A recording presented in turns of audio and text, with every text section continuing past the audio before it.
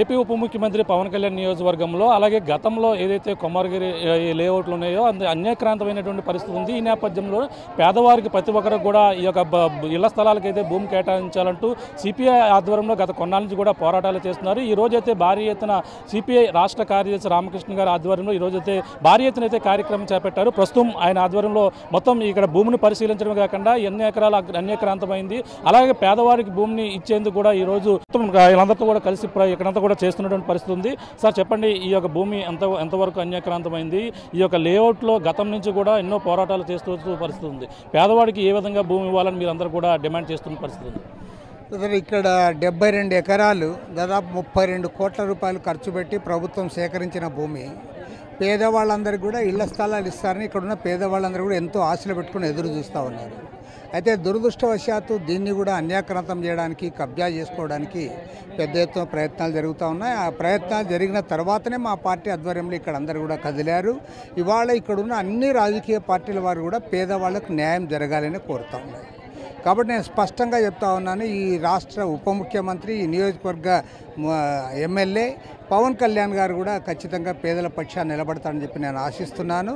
ఎందుకంటే ప్రభుత్వ విధానమే అది. ప్రభుత్వ విధానం చాలా స్పష్టంగా ఉంది. గ్రామీణ ప్రాంతాల్లో 3 సెంట్లు ఇస్తాం, అదేవిధంగా పట్టణాల్లో 2 సెంట్లు ఇస్తామని కూడా చెప్పారు. ఇంటి నిర్మాణానికి కూడా 4 లక్షలు ఇస్తామన్నారు. మేమేమంటామంటే 5 లక్షలు ఇవ్వమని మాత్రమే కోరుతా ఉన్నాం. కాబట్టి ప్రభుత్వం ఆలోచించాలి.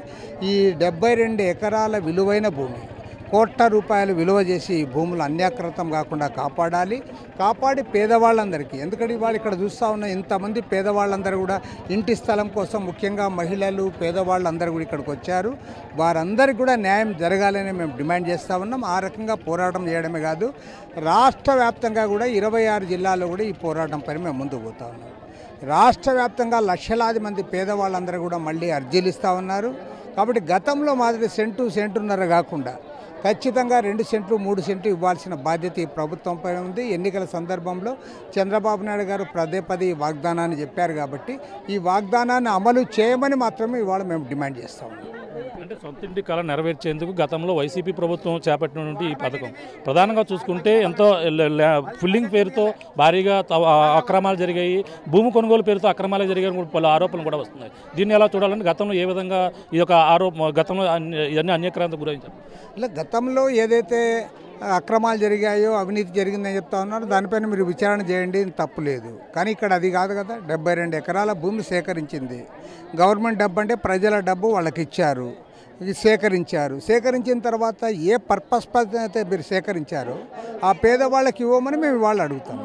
ఆ పేదవాళ్ళకి ఇవ్వడానికి ప్రభుత్వం ముందుకు రావాలని మాత్రం మేము కోరుతాను. అయితే ఈలోగా మాకు వచ్చిన సమాచారం ఏమంటే ఇందులో దాదాపు 30 ఎకరాలకు పైన కబ్జా చేయడానికి ప్రయత్నం చేశారు.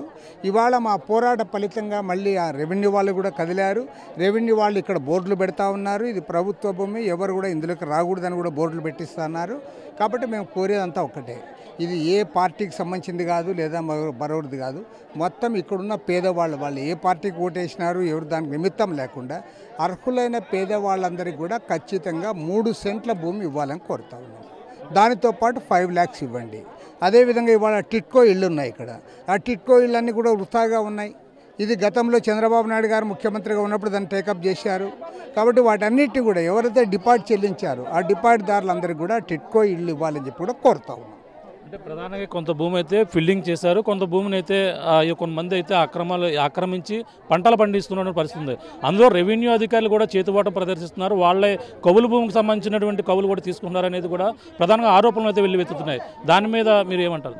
బ్రదర్, ఎక్కడైనా కానీ ల్యాండ్స్ అన్యాక్రాంతమైనాయి, కబ్జాలు జరిగినాయంటే రెవెన్యూ వారి సహకారం లేకుండా 1 ఇంచు కూడా జరగదు. అది 1 సెంటు భూమి అయినా సరే అది అక్రమంగా, అన్యాయంగా, అన్యాక్రాంతమైందంటే మాత్రం నేను గ్యారంటీ చెప్తా, రెవెన్యూ వాళ్ళకి తెలిసే జరుగుతుంది. కాబట్టి నేను ఒకటే రెవెన్యూ మంత్రి గారిని కూడా కలుస్తూ ఉన్నాం. ఇక్కడ 72 ఎకరాల విలువైన భూమి, పేదవాళ్ళకు దక్కాల్సిన భూమి, ప్రభుత్వం ఆల్రెడీ డబ్బు కూడా చెల్లించింది. కాబట్టి వాళ్ళందరికీ ఇవ్వాలని మేము కోరుతా ఉన్నాం. తప్పకుండా అది ఇచ్చేంత వరకు కూడా మేము ఎర్రజెండా పార్టీగా వారికి అండగా ఉంటాం. ఏపీ ముఖ్యమంత్రి పవన్ కళ్యాణ్ నియోజకవర్గంలో ఈ ఉదంతం అయితే ఉంది. ప్రధానంగా చూసుకుంటే ఆయన పిఠాపురం నియోజకవర్గాన్నే మోడల్ నియోజకవర్గం తీర్చిదిద్దారన్నారు. ఈ యొక్క పేదల సమస్యను ఏ విధంగా తీరుస్తారో ఆయన దృష్టి కూడా మీరు తీసుకెళ్లే అవకాశం ఉందంటారు? తప్పకుండా పవన్ కళ్యాణ్ గారికి కూడా మీడియా ద్వారా తెలుస్తుంది. నేను కూడా ఉత్తరం రాస్తాను పీడియా, ఎందుకంటే మీ సొంత నియోజకవర్గంలో కొంతమంది భూ కబ్జా కోర్లు ఇలాంటి ప్రయత్నాలు జరుగుతూ ఉన్నాయని.